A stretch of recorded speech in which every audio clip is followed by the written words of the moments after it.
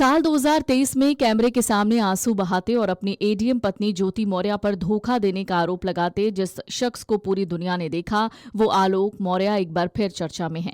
लंबे समय तक सोशल इंजीनियरिंग की लाइमलाइट से दूर रहने के बाद आलोक मौर्य अब अपनी समाज सेवा और राजनीति में कदम रखने की हलचलों के बीच सामने आए हैं।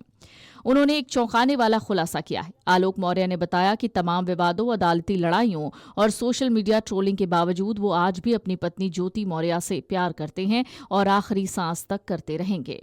इंटरव्यू के दौरान जब आलोक से पूछा गया कि क्या वो इतने वक्त के बाद अपनी पत्नी को भूल पाए हैं तो उन्होंने इमोशनल होकर कहा कि इंसान जिससे सच्चा प्यार करता है उसे भूल नहीं पाता। हमारे 14 साल का साथ रहा, बच्चे हैं, मैं दिन भर अपने सामाजिक काम और ड्यूटी में बिजी रहता हूं, लेकिन जब रात को बेड पर लौटता हूं तो वो बातें और पुराना खूबसूरत सफर याद आता है। कोई किसी को चाह कर भी नहीं भूल सकता।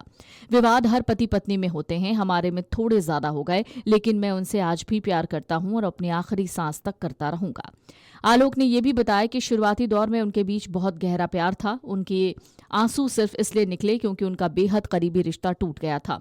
फिलहाल प्रयागराज की पारिवारिक अदालत में दोनों के बीच मीडिएशन चल रही है। पंचायती राज विभाग में सफाई कर्मी के तौर पर तैनात आलोक मौर्य ने अपनी पत्नी के सपनों को पूरा करने के लिए संघर्ष पर भी बात की। उन्होंने कहा, साल 2010 में शादी के बाद जब उनके पिता ने ज्योति से आगे की इच्छा पूछी तो ज्योति पढ़ने की इच्छा जताई। उस दौर में ग्रामीण पृष्ठभूमि और संयुक्त परिवार होने के बावजूद आलोक के माता पिता ने बहू को आगे पढ़ाने का फैसला लिया और अगले ही दिन प्रयागराज तैयारी के लिए भेज दिया। आलोक ने कहा, उन्होंने अपनी पत्नी को पूरा सहयोग दिया, मनोबल बढ़ाया और तैयारी के दौरान खुद खाना बनाने से लेकर झाड़ू पोंछा तक किया। आजकल सोशल मीडिया पर आलोक मौर्य के काफिले बड़ी गाड़ियों और महंगे फोन को लेकर सवाल उठ रहे हैं, जिसका जवाब देते हुए उन्होंने कहा कि मेरे पास अपने नाम पर न कोई गाड़ी है न घर। मैं आज भी किराए के मकान में रहता हूं और मेरे अकाउंट में सिर्फ 2-4 हजार रुपए ही मिलेंगे। ये सब मेरे साथ जुड़े युवाओं और शुभचिंतकों का प्यार है। किसी ने चंदा लगाकर मोबाइल दिया, किसी ने इलाके में चलने के लिए गाड़ियां और ड्राइवर दिए। पिछले 28 दिनों में हमारे सोशल मीडिया चैनल पर 80 मिलियन व्यूज आए, जो युवाओं के जुड़ाव को दर्शाता है। राजनीति में आने के सवाल पर आलोक ने साफ कहा कि अगर उन्हें कोई अच्छा और मजबूत प्लेटफॉर्म मिलता है तो वो अपने युवाओं की इच्छा का मान रखते हुए राजनीति में जरूर आएंगे। उन्होंने प्रधानमंत्री मोदी के विकसित भारत के विजन की तारीफ करते हुए कहा कि युवाओं को राजनीति में आना ही चाहिए। आलोक मौर्य इन दिनों देश में पुरुष आयोग के गठन की मांग को लेकर एक्टिव हैं और इसके लिए उन्होंने प्रधानमंत्री को पत्र भी लिखा है। अपनी इस मांग को लेकर उन्होंने तर्क दिया है कि आजकल पुरुषों के पास अपनी बात कहने का कोई प्लेटफॉर्म नहीं है।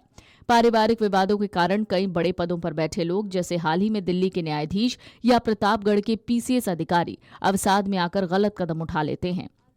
महिलाओं के लिए माइका, पुलिस कोर्ट और महिला आयोग जैसी जगह हैं, लेकिन पुरुषों की सुनवाई कहीं नहीं होती। जब पुरुष आयोग जैसी कोई संस्था होगी तो पुरुषों को लगेगा कि कोई उनकी बात सुनने वाला है, जिससे लोग आत्मघाती कदम उठाने से बचेंगे। साथ ही आलोक ने सख्त लहजे में कहा कि माता पिता के झगड़े में बच्चों को मोहरा नहीं बनाया जाना चाहिए और बच्चों को माता और पिता दोनों का प्यार मिलना चाहिए। इस दौरान उन्होंने ये भी बताया कि वो अब तक काउंसलिंग के जरिए हजारों टूटते हुए परिवारों को दोबारा जोड़ चुके हैं।